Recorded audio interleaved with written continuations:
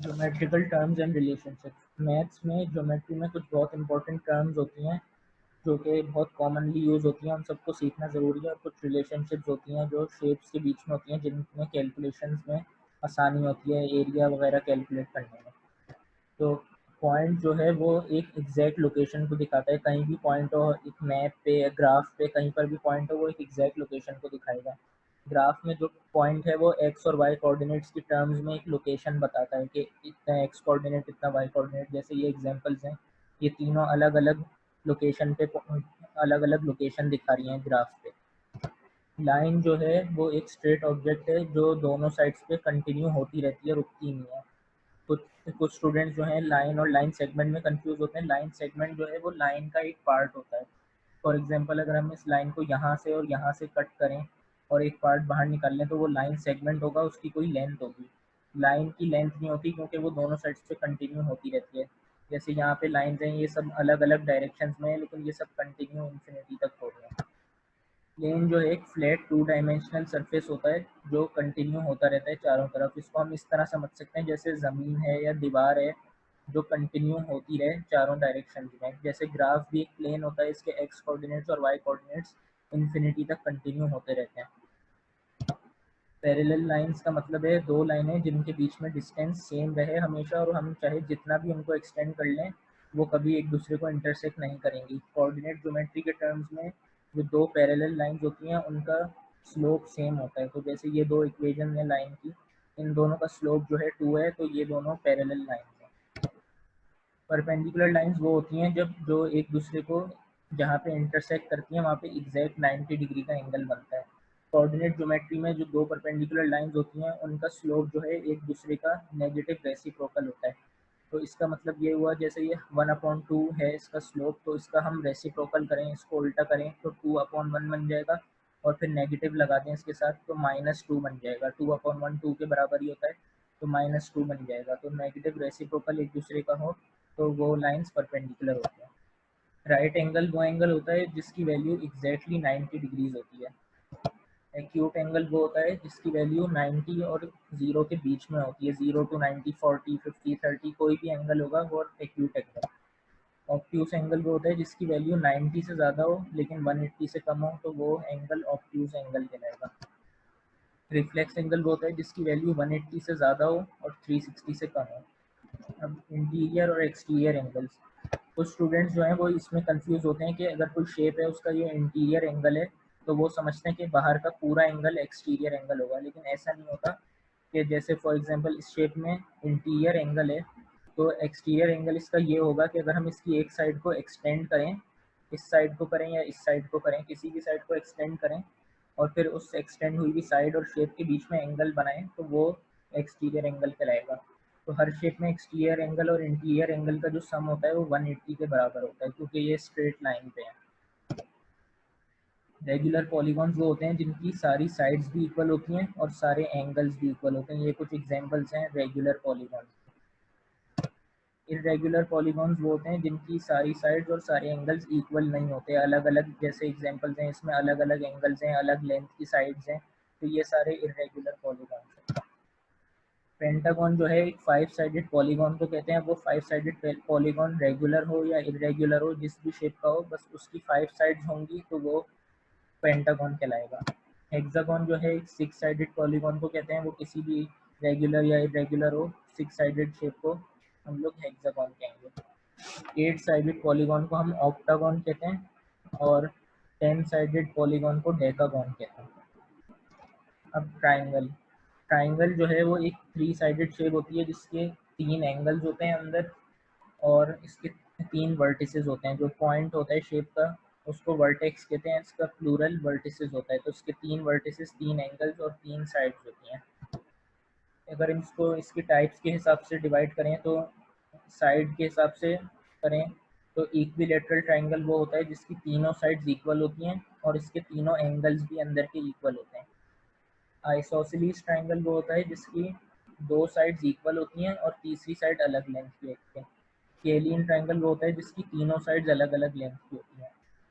अगर एंगल के हिसाब से हम इसको डिवाइड करें कैटेगरीज में तो एक्यूट एंगल ट्राइंगल वो होगा जिसके तीनों एंगल्स एक्यूट हैं, यानी 0 और 90 के बीच में है। राइट एंगल ट्राइंगल वो होगा जिसका एक एंगल 90 डिग्री है, बाकी दो एंगल्स जो भी हों, लेकिन एक एंगल 90 डिग्री के बराबर होगा, बाकी दो 90 से कम होंगे। ऑब्ट्यूज एंगल ट्राइंगल वो होता है जिसका एक एंगल 90 डिग्री से बड़ा हो। एक एंगल, कोई भी एक एंगल 90 से बड़ा है तो वो ऑब्ट्यूज एंगल ट्राइंगल होगा। बेस और हाइट ऑफ अ ट्राइंगल, तो ट्राइंगल का एरिया निकालते हुए बेस और हाइट यूज बहुत इंपॉर्टेंट होती है, तो इसलिए हमें पता होना चाहिए कि हाइट जब भी यूज होगी तो हाइट का मतलब होता है परपेंडिकुलर हाइट, यानी बेस से बिल्कुल 90 डिग्री के एंगल पे जो है वो हाइट कहलाएगी। 90 डिग्री राइट एंगल ट्राइंगल है, उसमें तो आसानी से बेस और हाइट पता चल जाती है। लेकिन फॉर एग्जांपल ऐसा कोई है अगर ट्राइंगल जिसकी जो है कोई जिसमें कोई 90 डिग्री का एंगल नहीं है, तो उसकी हाइट जो होगी वो यहाँ से होगी, बेस से लेकर बिल्कुल 90 डिग्री पे जो वो होगी वो हाइट होगी। जैसे ये ट्राइंगल है, इसमें जो बेस से लेकर ऊपर वाले वर्टेक्स तक जो परपेंडिकुलर हाइट होगी वो हाइट होगी।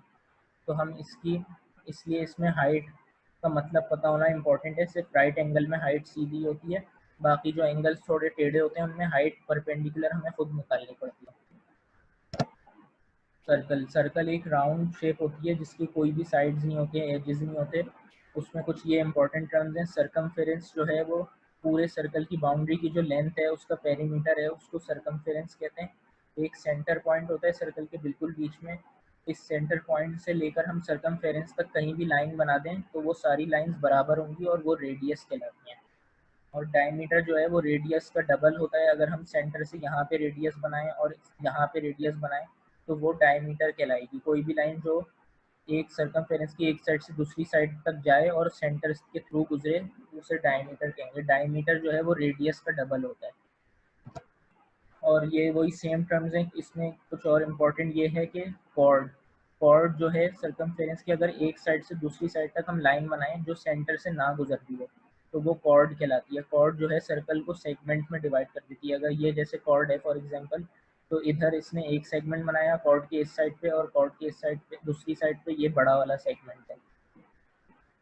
और टेंजेंट जो है उस लाइन को कहते हैं जो सर्कल के बिल्कुल एक पॉइंट को टच करते हुए निकले। तो ये जहाँ पे सर्कल को इसने टच किया है वो पॉइंट ऑफ कांटेक्ट है, और ये जो लाइन है जो टच करके जा रही है इसको टेंजेंट कहते हैं। स्पेशल क्वाड्रिलेटरल्स, कुछ स्पेशल क्वाड्रिलेटरल्स होते हैं जो इंपॉर्टेंट होते हैं, जिनके हम एरिया पेरीमीटर वगैरह स्टडी करते हैं।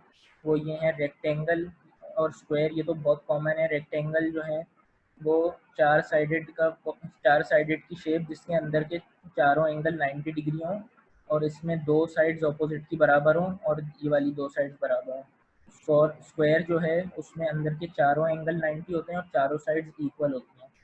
पैरेललोग्राम भी रेक्टेंगल की तरह होता है, उसमें बस फ़र्क ये होता है कि चारों एंगल 90 नहीं होते, 90 से अलग होते हैं। लेकिन इसमें भी आमने सामने की जो दो साइड्स होती हैं वो पैरेलल होती हैं और इक्वल होती हैं, ये वाली और ये दोनों। रोम्बस जो है वो बिल्कुल पैरेललोग्राम की तरह है, बस उसमें ये होता है कि दो चारों साइड्स इक्वल लेंथ की होती हैं, और बाकी उसमें ये भी सेम होता है कि आमने सामने वाली साइड्स पैरेलल हैं। ट्रेपीजियम जो है उसमें दो साइड्स जो होती हैं वो पैरेलल होती हैं और बाकी दो एक दूसरे के पैरेलल नहीं होती हैं। ऊपर नीचे की सिर्फ दो साइड्स हैं वो पैरेलल होंगी तो ट्रेपीजियम कहलाएगा।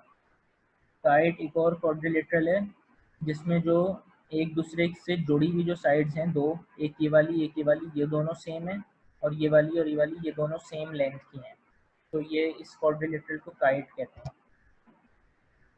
अब इसमें भी वही सेम हाइट जो है, जो टर्म्स यूज होती हैं एरिया कैलकुलेट करने में, हाइट और बेस वगैरह, वो सब भी इसमें हमें स्टडी करना ज़रूरी है। पैरेललोग्राम में भी ट्राइंगल की तरह हाइट जो होगी वो हम लोग परपेंडिकुलर हाइट लेंगे। हम ये वाली जो टेढ़ी हाइट है इसको नहीं लेंगे, परपेंडिकुलर हाइट लेंगे हम हमेशा कैलकुलेशन में। और स्क्वायर जो है उसकी तो चारों साइड्स इक्वल होती हैं, कोई भी साइड ले लें वो सब इक्वल होंगी। रोम्बस में भी सेम हाइट का यही कॉन्सेप्ट है, पैरेललोग्राम की तरह ही उसकी हाइट होती है। और काइट में जो है दो डायगनल्स इंपॉर्टेंट होते हैं, इस पॉइंट से लेकर इस पॉइंट तक और यहाँ से लेकर यहाँ तक जो दो डायगनल्स हैं ये बनते हैं, ये इंपॉर्टेंट होते हैं कैलकुलेशन में। रेक्टेंगल में एक साइड दोनों साइड्स इक्वल होती हैं और हाइट जो है बीच में लें या साइड में लें एक ही वो सेम हाइट आएगी। ट्रेपीजियम में भी जो हाइट है हमें परपेंडिकुलर लेनी होती है, ये टेढ़ी वाली हाइट हम लोग नहीं यूज़ करते।